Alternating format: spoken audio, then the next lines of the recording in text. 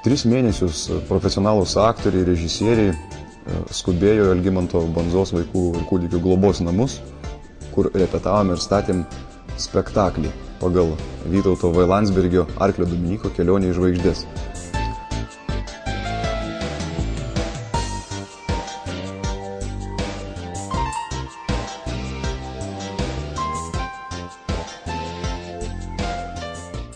Vidmantas Felkauskas parašė puikią pjesę.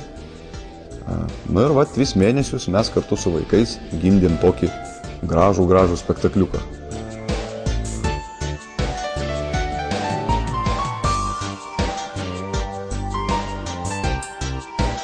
Tai ką, mylėjai artistai?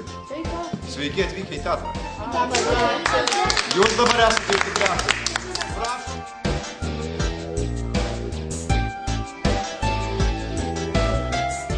Kelionė į žvaigždes.